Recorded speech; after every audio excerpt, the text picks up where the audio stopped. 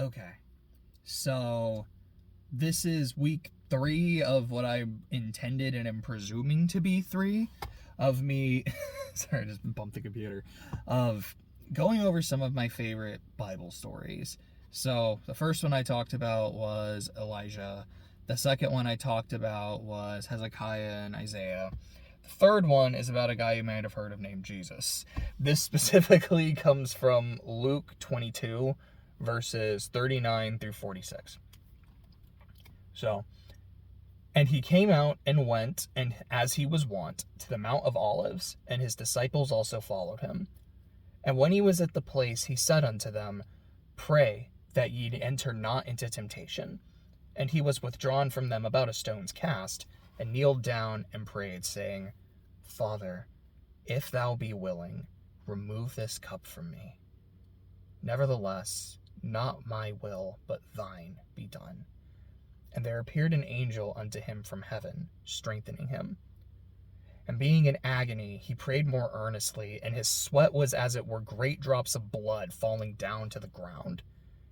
And when he rose up from prayer, and was come to his disciples, he found them sleeping for sorrow, and said unto them, Why sleep ye? Rise and pray, lest ye enter into temptation. And that's that verse. It's that passage, that story.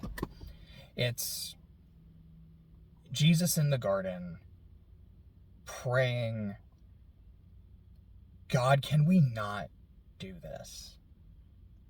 I know my purpose. I know the scriptures.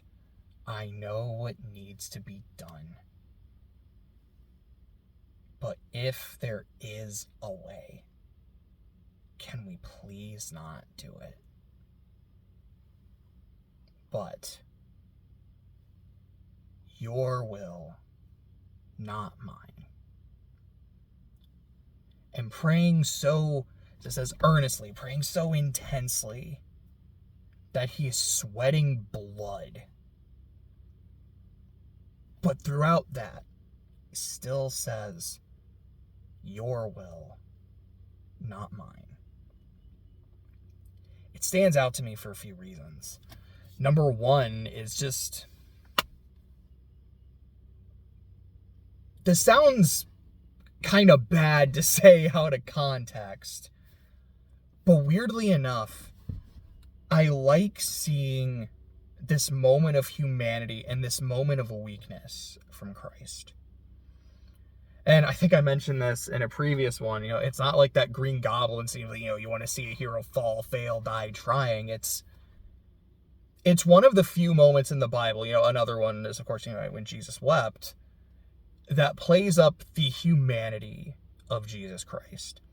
Because so often we hear about the divinity, and so many of the miracles, obviously, are the divinity. But Jesus was also a man. And there's so many times where, as a man myself, you have those moments where, I know I have to do something, but man, I don't want to do this. Or you feel like God is telling you to do something, or that you're called to do something. You're like, but what if, though? What if we did it? Can we take a mulligan on that? Or could I ask you to reconsider? And I know I was talking about one of my favorite stories last week, and it is that Hezekiah one, where to me it comes across as God does change his mind about something. He changes his mind about Hezekiah's timeline. And it's because Hezekiah came to him in sincerity, not just saying man, why are you doing this? This is messed up. I deserved more time. It was just sincere, weeping. And that's what moved him. And Jesus still came to the Lord in sincerity. But he didn't say, hey, I'm not doing this. He didn't say, hey, you gotta fix the plan, bud. He said, your will, not mine.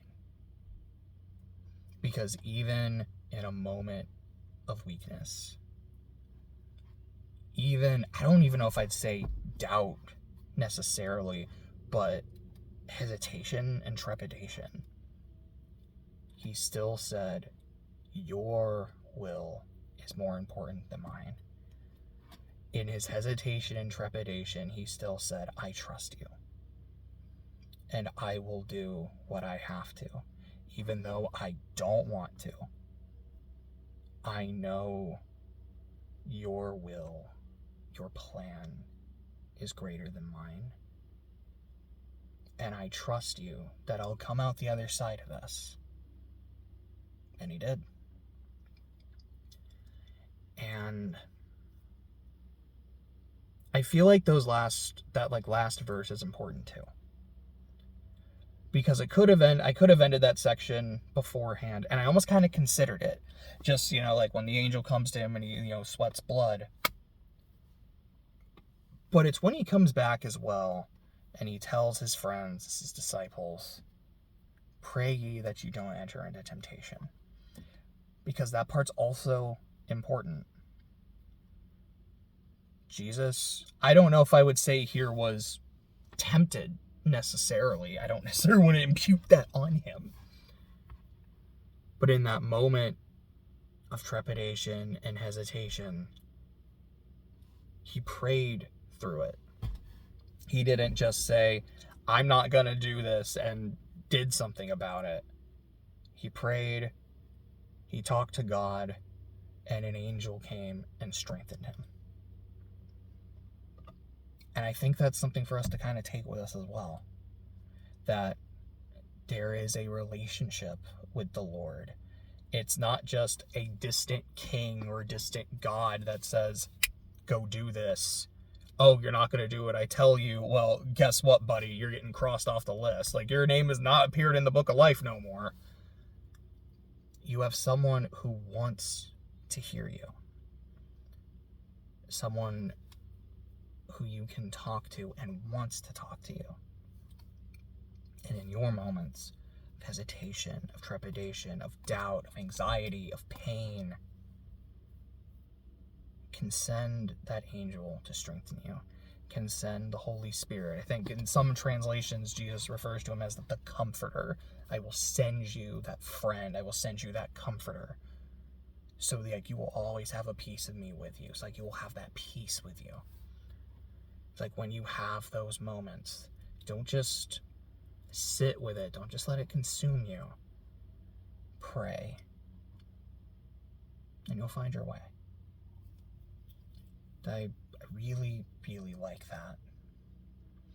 I think this one's been a lot shorter than the others, but hey, it's kind of all I really wanted to say about it.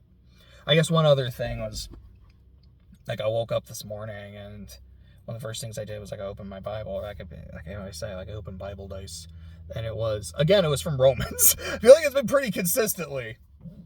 At least 2 of the 3 were from Romans. And again, I didn't exactly write it down, but it was something along the lines of, to be, when you're of the flesh, you desire the flesh. When you're of the spirit, you desire the spirit. But to be of the flesh is death, to be of the spirit is life. And I feel like that's kind of very fitting of a story like this. Being of the spirit is praying and talking to God, having the Comforter come to you. Pray ye that you don't enter into temptation. Yeah, I think that's it. See ya.